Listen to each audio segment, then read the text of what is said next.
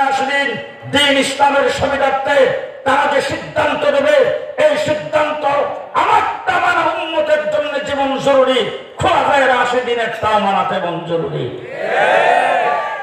খোলাফায়ে রাশিদিন হযরত আবু বকর সিদ্দিক সর্বপ্রথম আমিরুল মুমিনিন খলিফাতুল মুসলিমিন হয়েছেন।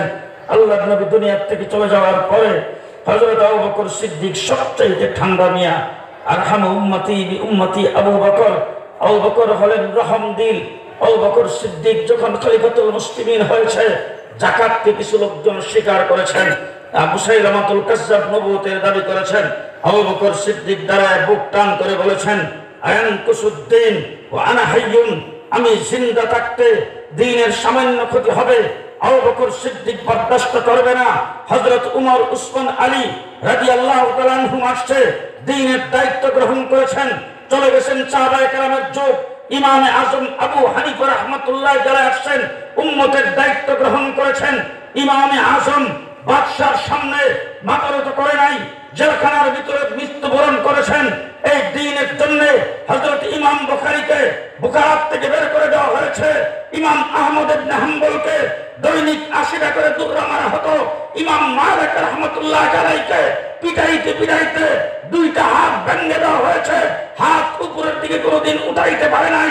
এইভাবে দ্বীনের জন্য সাহাবায়ে কেরাম থেকে শুরু করে অদ্য পর্যন্ত দ্বীনের উপর যেই দিক থেকে আক্রমণ আসছে, উলামায়ে কেরাম দ্বীনের পাহারাদারি করেছেন, দ্বীনের জন্য জান মালের বাজি লাগাইছেন।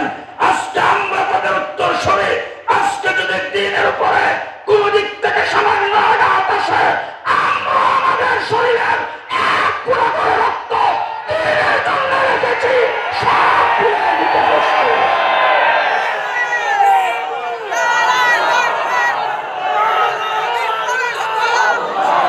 কেউ নাই যাদের নেতৃত্বে কাজ করেছি, যাদের সান্নিধ্যে কাজ করেছি, যাদের পেছনে পেছনে কাজ করেছি, এরকম নেতৃত্ব দেওয়ার কেউ নাই। আজকে যদি বাপের শক্তি মনে করে বড় বড় যারা ছিল তারা চলে গেছেন, তাদের নেতৃত্ব কে দেবে সেইটা দেখে নিয়েছে গতকাল। আমাদের ডাকে মানুষ আসে না না আসে তা আমরা কালকে দেখাই দিয়েছি। পরিষ্কার ভাষায় বলতে চাই, আল্লামা মুফতি ফজলুল কাদেরী ছিলেন, শাইখুল হাদিস ছিলেন, বাইতুল মুকাররমের খতিব উবাইদুল হক ছিলেন, মুহিউদ্দিন খান ছিলেন, হাফিজ হুজুর ছিলেন, শামসুল হক